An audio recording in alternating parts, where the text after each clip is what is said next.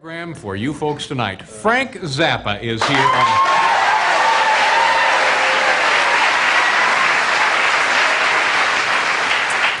and in addition to Frank, of course, his daughter Moon is here tonight.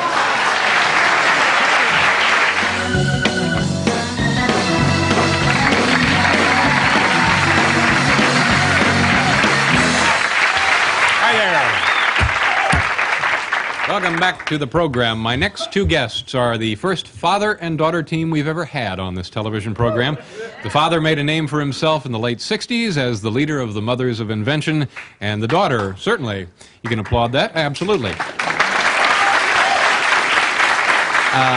The daughter is currently making a name for herself as the person who introduced Valley Girls to the rest of the world. Please welcome Frank and Moon Zappa.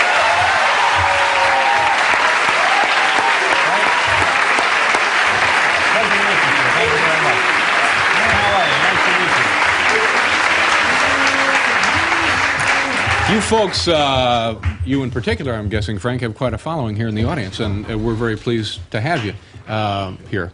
Let me ask, I know you get tired probably of discussing your family's sons and daughters' names and so forth, but originally you named Moon Unit, right? Right. And now you've dropped the unit? No, I've kept the Still unit. on her birth certificate. Still on, and what exactly was going through your mind when you named her Moon Unit? Well, actually, it was a choice between that or Motorhead. I told my wife. It was now I saw your son, or one of your sons, on the Today Show this morning, and his name is Dweezil. Dweezil. Now these are, well, I don't mean to be disrespectful, but these are peculiar names for children. I don't think so.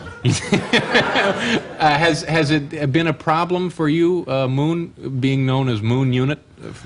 No, not really. When I was little, I wanted to change my name to Beauty Heart or Mary, but I think that I like my name. Yeah.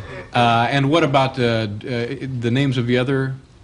Dweezil, Amit, and Diva. Yeah, Amit and Diva. Now, I know I was reading that Amit actually wanted to change his name for a time, didn't he? Yes, he did. Yeah, to what? Rick. Rick. When people called him Amit, when people called him Amit, they called him Amit Vomit. And then when he changed his name to Rick, they called him Rick. So he changed it back again.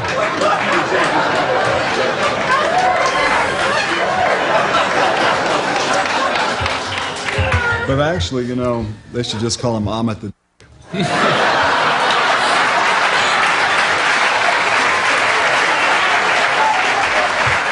Because as he matures, I'm sure that that's what will stick with him. You get the sense that all hell has broken loose here, and quite a bit of heck, perhaps. Yes.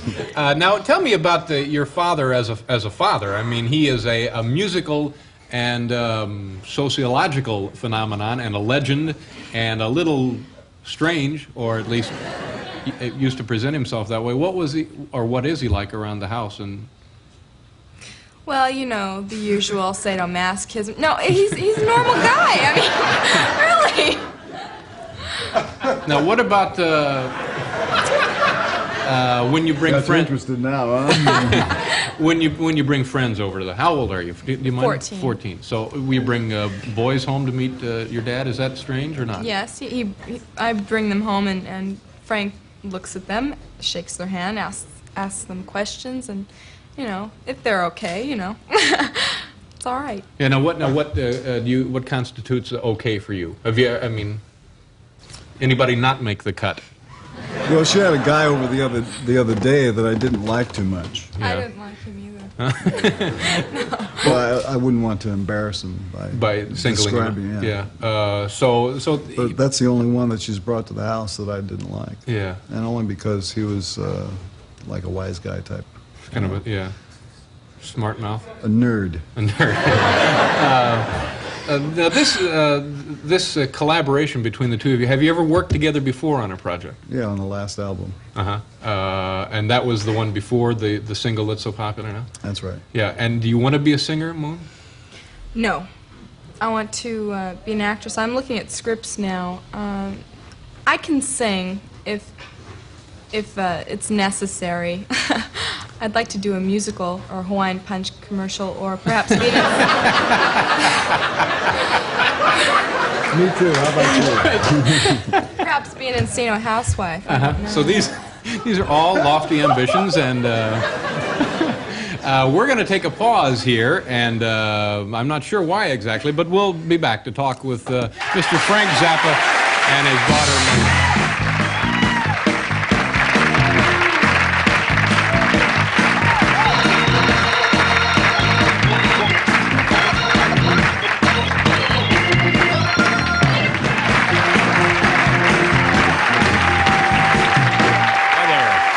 Back to the show. This is the most recent Frank Zappa album, Ship Arriving, Too Late to Save a Drowning Witch, from which Valley Girls is taken, or is on, or whatever they say when it's included in the album.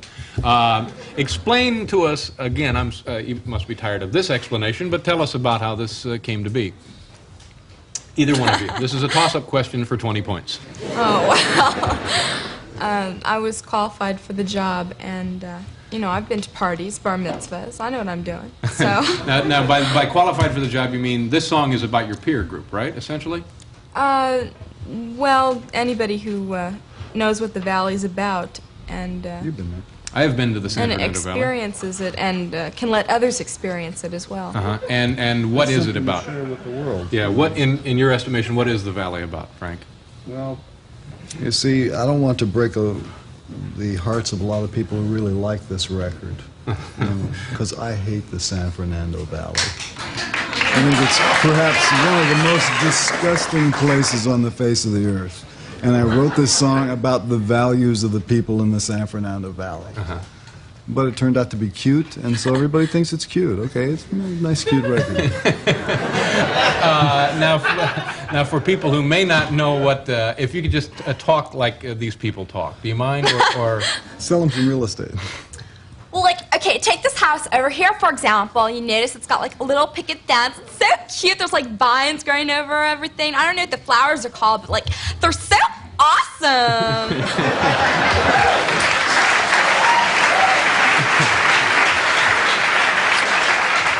so it's just airheads is what you're saying, pretty much. Yeah. And what I read about the record, you got her out of bed at midnight and said, "Come down here," and did you just ad lib what's on the record, or? Yes. Yeah, and the results have been overwhelming, successfully for you folks. Ridiculous. Ridiculously so. Now, when you were in your earlier stages of your career, you did some, as far as public appearances, you did some interesting things, audience participation, you know. Yep. That's right. You got Marines out of the audience and on stage? Yes. Which is a good place for Marines. Now, once you get them on stage, what do you do with them? Well, you're talking about something that happened in 1967 at the Garrick Theater in the middle of the Vietnam War, and what happened was there had been a murder in the village, and I think a Marine had been killed, and somebody had spread this rumor that the hippies had done it. So all the Marines were coming into the village, the rumor had it, to murder people with long hair. Remember when all that stuff was popular to do? And so we were rehearsing one day, and these three Marines came in full dress uniform in the afternoon. And I figured, well, if this was the hit squad, they wouldn't be dressed up. And they were just fans. Yeah. And they were hanging out for a while, and we talked to them after the rehearsal and asked them if they knew any good songs and if they wanted to come on the stage. So they said that they knew House of the Rising Sun and Everybody Must Get Stoned. So I said, well, that's really good. We'll warm up, we'll learn the songs, and you go across the street to the Tin Angel and get drunk and come back when the show starts. So they did. And when they came back, they sang the two songs, and then I said to the audience, well, let's hear it for the United States Marines, and we got this large doll of a child and said, how would you like to show these people what you would do with this in your normal daily work. And they ripped it apart on stage with musical accompaniment. And then after they had finished that, I showed the pieces of the broken doll to the audience. There was a lot of people crying out there. Yeah. So, yeah, that's... Well, you know, there's a reason for doing things like that, and by the time the media gets a hold of it and people try and explain it over and over again, it turns out to sound like something weird to do, but... yeah, it still sounds like something... Well, no, in the context of the times, I understand it, but yeah. Yeah, and for instance... It was pretty sick back then, wasn't it? Now, another time, you actually got yourself kind of roughed up in London, right? Yeah, I was attacked by a crazy person. And the crazy person was unhappy with you, or just crazy? Well, who knows about crazy people? Yeah, that's true. For sure. Yeah, it was... But I spent a couple of months in the hospital and a year in a wheelchair, and that was not too fun. Yeah, yeah. And you never found out what the motive for this was? Well, he told two different stories when they caught him. The first story he told was, see, what happened was I was working in a theater that had an orchestra pit 15 feet deep with a concrete floor in the bottom, and they didn't have it covered over. And the security guards that were hired by the theater were off to the side smoking some marijuana at the end of the show just as we were doing the encore, so they weren't paying any attention. And this guy came out of the audience and he knocked me into the orchestra pit. Yeah. So he told the press that I had been making eyes at his girlfriend and he was jealous. That was one story. I couldn't even see him or I don't even know what the guy looks like today. I didn't see him or his girlfriend because the lights were in my eyes. And then after that, he said, well, we weren't giving him enough value for his ticket dollar. That was the second story that he gave. For his entertainment dollar. C. Moon, your father has had a very difficult life, and we're going to pause. Again, we'll return to talk more about this with Frank and his daughter Moon.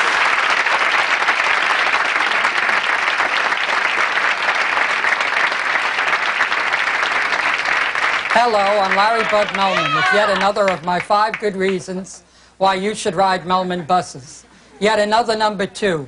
Riding backwards in a bus could cause motion sickness and other fatal diseases. That's why on Melman buses all the seats face forward, the very same direction the bus is heading in. Melman buses, see where you're going, not where you've been.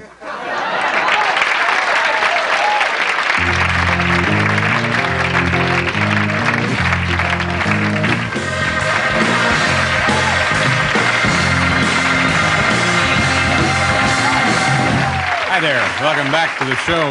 Frank Zappa and his daughter Moon Zappa are here. I wanted to ask you about your friends in the Valley. How do they react to your success by introducing them to the world? Well, most of my friends don't speak Valley. They prefer to speak English, but those that I imitated are flattered because if there's one thing Valley girls love, it's attention. And, you're making a lot of money on this, I hope, huh?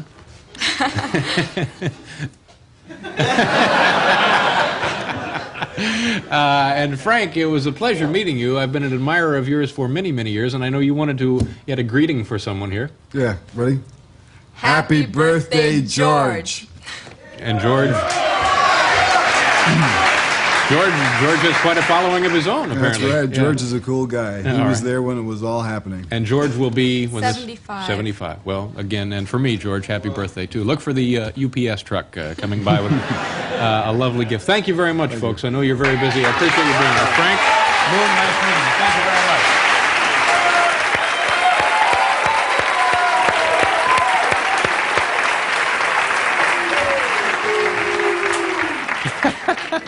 Well, now it's time, ladies and gentlemen, for a segment of this program that we like to call Stupid Pet Tricks. Thank you very much, gentlemen. Welcome back to the show, ladies and gentlemen. Let me take a moment here to tell you about tomorrow night's program. We will have on this very show Mr. Frank Zappa, also comedian, juggler Michael Davis, who is in a brand new television program on this very network, which debuts tonight. Also, an animal interpreter, Dave McKelvey. I'm not sure what the man does, but he is an animal interpreter. And, in fact, we have a second. Let's just find out what the guy does. I'm going to introduce you now to a man you may have seen before on the show, one of our segment producers, Mr. Bob Morton. Bob, can you come out here? Bob, nice to see you. Bob, as you heard, we're talking about tomorrow night's show. Dave McKelvey, an animal interpreter. What exactly is that? He talks to animals. Very talented man, very talented. And he's bringing with him Sylvia, the world's most amazing pigeon. Oh, that's great. Yeah. And they will have a conversation tomorrow? Yeah, and he'll talk to Sylvia, and he actually throws Sylvia like an airplane. Throws the bird? Yeah. Is that legal? I think so. He does it. He does it for a long time. He's here, as a matter of fact. He's here? Yeah, oh, if sure. you want to ask him. Yeah, he's a day early, oddly enough. But hi, Dave. How are you? Is that Sylvia? This is Sylvia. Oh, nice to see you. And we'll look forward to seeing you tomorrow night. Okay. Thank you very much. Michael Davis. Michael Davis. Michael Davis will be on tomorrow night. Davis. This is, in case, this is Michael Davis right here. Comedian juggler, Michael Davis. He's in a new NBC show, and he'll probably juggle or something like that. And maybe we'll have a clip from the show. Yeah, we'll have a clip. Yeah. Okay. It's on tonight. That's right. It was on earlier. Yeah. Now, what about Frank Zappa? What's he going to do? Jerry's talking to him. Gerard Mulligan. Gerard Mulligan, yeah. All right. Yeah. Let's bring out the other segment producer, Mr. Gerard Mulligan. Gerard. Nice to see you. How are you, sir? Good. What will Frank be doing tomorrow night on the show? Well, I'm guessing he'll have some amusing anecdotes. Anecdotes? Maybe, life on the road, that kind of... Any chance of a new album that we can discuss tomorrow night? I don't know. I've got the old one. Frank is backstage. Frank is backstage. Seriously. Now, if you want to ask him... Sure. Frank! David Letterman? This is Bob Martin. Zappa. Just stay right there. You're Matt. Plus, how are you? Good to see you. Okay, now what do I do? Frank, give us an idea what you're going to be talking about tomorrow night. Brown lipstick. All right, brown lipstick. So put In that the in your corporate TV suite. TV guide, and the corporate what? Brown lipstick in the corporate suite. All right, brown lipstick in the corporate suite. Frank, if you can just stay right there for a second. Also on tomorrow night's show, we'll have, Thursday night is always viewer mail night, and to give you an idea what that's going to be like, let me introduce you to our head writer, Mr. Jim Downey. Jim, come on in. Frank Zappa, and of course, Gerard and Bob. What do we have on tap tomorrow night, Jim? Okay, well, we have a letter from a man named Judas, who he really liked that show where you threw the coffee in Paul's face. It's a long time ago, right? Well, it was, but we sort of thought you might throw one of your blue cards at Paul and put his eye out. I don't know. No. Well, Frank likes it. All right. Well, if Frank likes it, we'll do that one. We also have a letter here from someone who wants to know why every time someone appears on Live at 5, they show up on our show, and then asks whatever happened to the late night fish sticks. Late night fish sticks. That's so right. we're talking to Jack Cafferty about interviewing one of the fish sticks.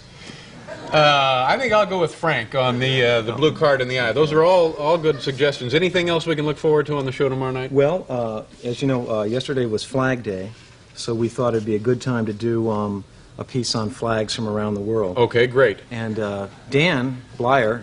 Dan, how are you? Nice to see you, Dan.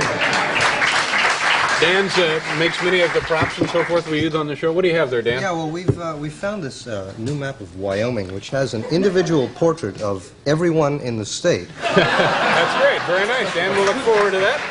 That'll be Flag Day tomorrow. Now, we, from time to time, introduce new slides going into commercial and coming out of commercial. Let's check with the art department. Here's Ed Hall and Bob Pook.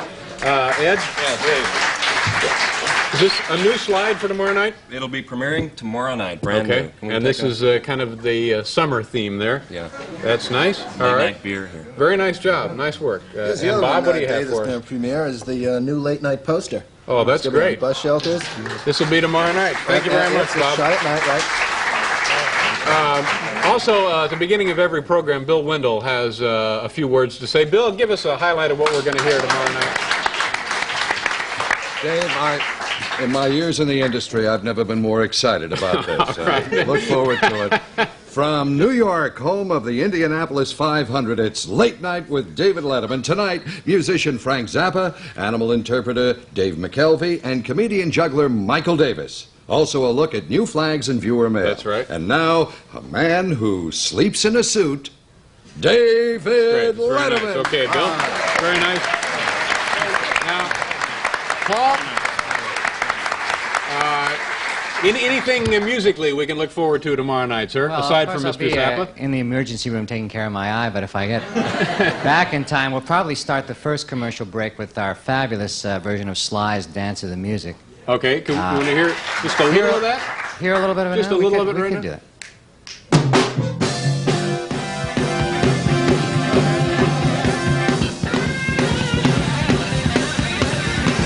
Well, I don't... Okay, very nice. Now, every night on the show, there are always some tickets reserved for special people who will be in attendance in the studio audience. Marie O'Donnell has the ticket list for tomorrow night's show. Marie, why don't you go ahead and read some of the names of some of the people who will be in the audience tomorrow night? Okay, Beth Filler's bringing 2 people. Reagan Atkins and Welch Golightly. There'll be 2 people. Oh, here they are now. Here they are now? Okay, come on in, folks. Part of our studio audience. John Cornelison is here with his family, Kelly. Okay, great. Peter Simpkin, his 3 kids, Elizabeth, Mary, All right, I tell you what, Carolyn. we're going to pause now for a commercial Ricky while Moss Marie is finishes up bringing the 3. audience guest list. We'll be right back with Magic Johnson.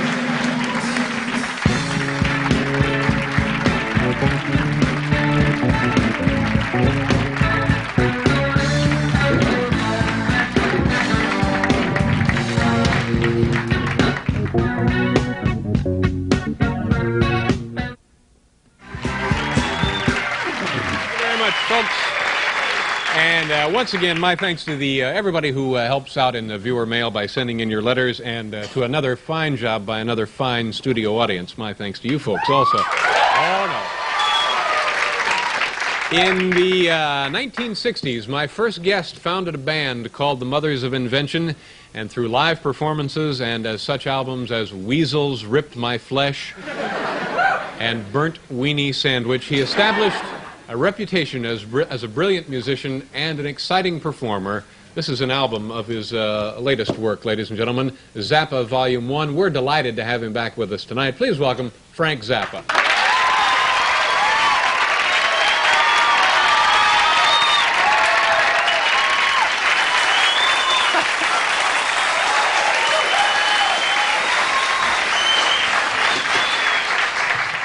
Nice to see you again. I want to thank you for coming by last night and helping us out. And when you were here last night, you said that when you came back tonight, there was something you wanted to talk about. Do you remember what you said that was? Yeah, I thought that one of the important topics that we could discuss in the show, such as you've been conducting tonight, and this really fits in, is brown lipstick in the corporate suite. Brown lipstick in the corporate suite. Yeah. All right, you go first. Okay. Well, I think that nobody really looks good with brown lipstick on. So why do these guys in the corporate suite keep wearing it? And how does it get there? This is one of the problems facing us today. Now, what do you think? Have you run into this a lot, Frank? Yeah. And I was at CBS yesterday. CBS, and men and women alike were wearing the brown lipstick. They do. Boy, I don't know. See, you're lucky. You have the little blue cards to go like that. That's right. I can keep that from happening. We have folks who have come specifically to the show tonight to hear about your latest album, the London Symphony Orchestra performing heretofore unrecorded Frank Zappa works. How do you get the London Symphony Orchestra to do your stuff? You pay them. Yeah. But isn't this a really prestigious organization? Of course. So you pay them a lot of money. Yeah. And did you flew to London to do this? Mm-hmm. Do you mind if I read something from the liner note here? Good. Musical information. This is the first recorded performance of these works. It goes on. As with every performance of new music, errors will occur. Every effort has been made to remove these, but without a much larger budget for rehearsal and recording time, the possibility of perfection in a premiere situation such as this is somewhat remote. Now, what does that mean exactly? That means that any time somebody writes a piece of music that nobody's ever seen before, and you hand that music to a musician, unless they have sufficient time to rehearse it and get all the details worked out, the chances of an absolutely perfect performance are not good. Mm-hmm. And given the amount of money that I had to spend to produce an album of orchestral music, and the fact that I had a fixed amount of time because of their schedule to do this, that it would be humanly impossible to play works of this complexity absolutely perfect. Yes. But we tried. Now, how close did you get? I would say that considering the amount of editing that was done to remove bad notes played by various people, that we're up to about 75% on this record. Well, that's a pretty good deal, isn't it? It's not too bad. Now, did you feel driven by integrity to put this on here, or is this common procedure? No, that was just, I have a personal relationship with my fans where I don't mess around. Yeah. And I wanted to let them know that if they listened to this and expected that that was exactly the way it was supposed to be, it's not. It Yeah. can be played better, but only in a situation where somebody spends more time to rehearse it. Is it possible that at some point you would go back with bigger budget and more rehearsal time and do it again, or is this it? Well, you have to understand how I get my budgets. You know, How do you get them? I get them from fans spending money for buying records. Yeah. If a certain amount of money comes in, then I'll turn that money around and I'll do another project. I spent everything that I could spend to do that, so it's doubtful that I will be making another record of those works. Another orchestra may record it, but I can't afford to do it. Yeah, well, it's very refreshing that you have that approach. I mean, just pretty Well, I much think explaining that- to the folks what's going on. I think you should be fair with, Yeah. especially people who come here wearing shorts and stuff.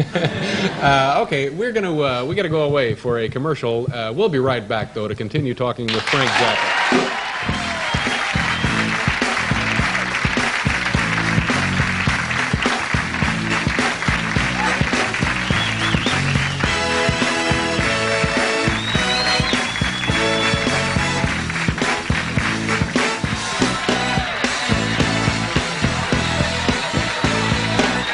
Welcome back.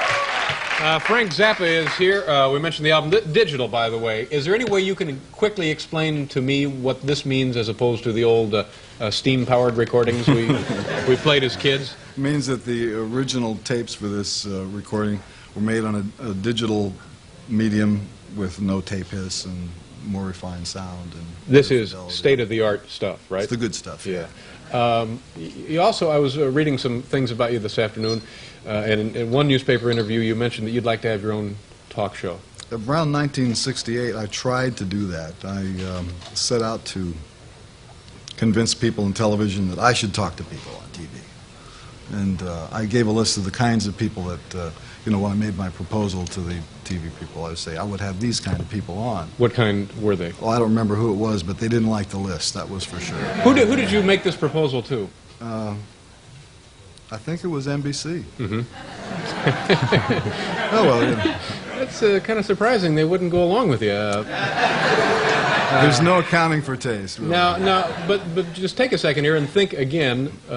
Maybe this is putting you on the spot, but who would you, if you had a show, really, would you be interested in letting America take a better look at? Well, what I would have done at that time would be to take people who were in politics and put them on next to each other on a couple of chairs with people from rock and roll or from the arts or just people that you wouldn't normally expect to confront each other and let them hack it out. Yeah. It was always a kind of not necessarily a dream, but an interest of mine that if you had a talk show, and as it turns out I have one. Lucky guy. But to get somebody, not unlike the gentleman we pantsed earlier tonight, bring him down and maybe once a month, once a week, whatever, just let him, talk. 15, 20 minutes and find out what the guy does for a living, how are things going, and what is affecting this person that we see on the front page of the newspaper. I think that's a perfect format, and I think that somebody should do it because people who watch talk shows would probably like to be on them.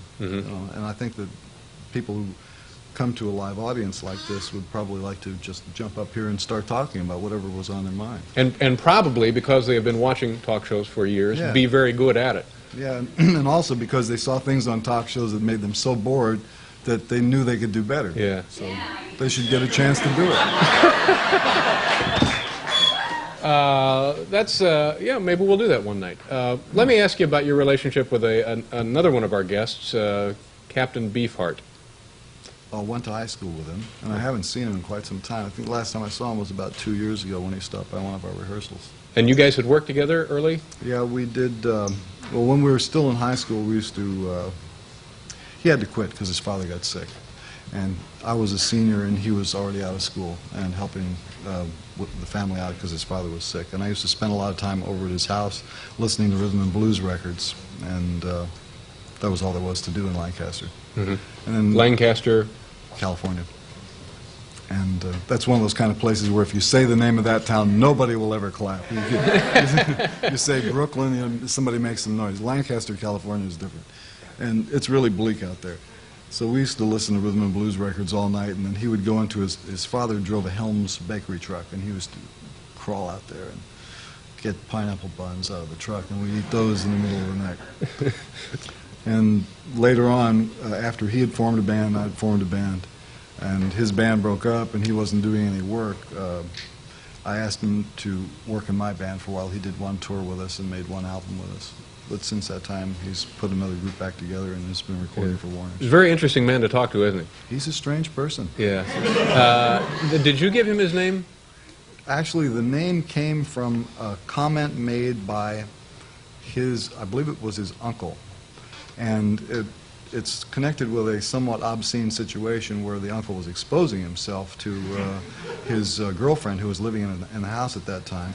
And then the character of Captain Beefheart was derived from this particular comment. And then a screenplay was written called Captain Beefheart versus the Grunt People. That's where the character came from. And he adopted the name for his band. Knows a good name when he hears it. Sure does. Yeah. You mentioned earlier this album, by the way, a potential collector's item. 6,000 copies were pressed. We only pressed 6,000 of this because this is not a rock and roll record, and there's no way that it's going to be on the radio or be on the charts. So there was not a large pressing order for this. So if you like that kind of stuff, better get it. There ain't going to be too many of them sitting around. And then from the money that you get out of this, what do you have any plans for the next project? There won't be any profit out of this. Now, Frank, come on. You can't. It's impossible. Well, good luck to you, nonetheless. And anytime you want to come by and say hello, it's a pleasure to talk with you. Frank Zappa, ladies and gentlemen. We'll be right back to take a look at flags from around the world. There's really not going to be any...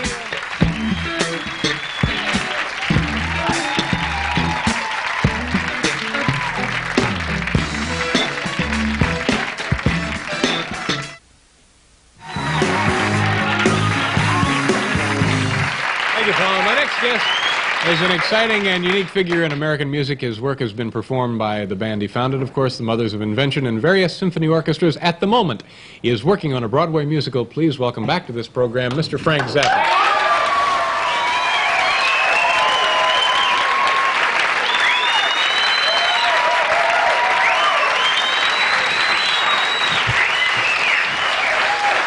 Thanks for coming back, Frank. You're working on a Broadway musical. What progress are you making? Tell me about it. When's it open? What are we looking for? Well, I'm still raising money for it. It's going to, hopefully, no later than next Halloween, it'll be open. A year from now. Does it take a lot of money to put a Broadway musical together? Well, this particular one is about $4 million. Wow. Yeah. That seems high, doesn't it? No, it's cheaper than Cats. Oh, well, that's your blockbuster. We have some stuff that they tell me is from the play, or you hope it will be in the play, or what are we going to look at, Frank? I sent over 2 Polaroids of some of the masks of 2 of the characters that are going to be in there. That's Sister Abdullah X. Uh-huh. She's a ventriloquist dummy who is operated by this other character. They have his name is Thingfish. What is the premise of this musical? Well, there's this evil prince and a part-time theatrical criticizer who has come up with a disease that he hopes is going to solve one of the big problems facing the world today, which is how to get rid of all unwanted, highly rhythmic individuals and sissy boys. And so he makes this stuff, and before he puts it in the water supply, he goes to San Quentin, and he puts it in the mashed potatoes to test it on some of the guys there because they used them before when they were working with syphilis. And when they put this disease in the mashed potatoes, it doesn't kill these guys, it makes them really ugly. And they come out looking like, they have a head like a potato, lips like a duck, big white gloves like Al Jolson used to wear, and growing out of their bodies are these garments that they refer to as nakkins, and the upper part looks like a nun's habit, and the bottom part looks like Aunt Jemima's dress with an apron. It sounds like a joyous celebration of the American theater. Right? That's exactly what it is. It's a celebration of the American way of life. Now, being that tonight was, I guess, Halloween, you, when you were working with your band, played a lot of Halloween performances? Certainly did. Any memorable ones come to mind? Oh, there have been quite a few. There was one time when we had the dancing police on stage at the Palladium. Oh, tell us about that. Well, there were two guys who were the regular policemen that used to work at the Palladium. I can't remember both their names. One guy's name was Gene Fiocca. And they're really nice policemen. We used to see them every year when we come there. And we decided that this one occasion we were going to get two girls out of the audience to dance with them because they looked lonely. Yeah. So we got two girls from the audience to come up, and they took the policemen's hats. And they took Actual their, New York City policemen? That's right. They took the hats. They took the nightsticks.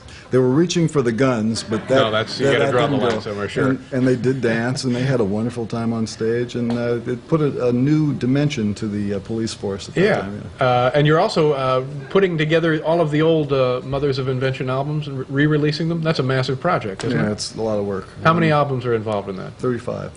Goodness. And what, will someone go in and buy the entire collection, or can you buy part of it, or? It's going to be 5 boxes with 7 albums each. 5 boxes, 7 albums, and what would that set a person back? I don't know yet, because in order to re-release it, some of the earliest tapes, like for the Freak Out album, Absolutely Free, We're Only In It For The Money, and Lumpy Gravy, the master tapes for those things were so badly stored that you can see through them. The oxide has fallen off, so they have to be remixed, and we had to add new drums to it, and so there's extra studio costs involved in doing that, and I won't know what the whole project's going to cost till it's done. Any idea when these will be available? This is truly a big That's going to depend on the Broadway show, because at the point where we get the money to do this thing, I'll be working on that all year. Yeah. And I think that... well, you're busy. You got a lot of stuff going on. Oh, yeah, I try to be. Yeah. How about any other classical music organizations doing your stuff? There's going to be a performance in January. It's going to be January the 9th in Paris at the Theatre de la Ville, and Pierre Boulez is going to conduct 3 of my chamber music pieces. Good heavens, you've come a long way, huh? Big time stuff. Frank, listen, I'm sorry we ran short tonight. Do Nice us a favor. tattoo. Thank you very much. And come back when we have a little more time. We'll continue talking. We'll be right back, folks.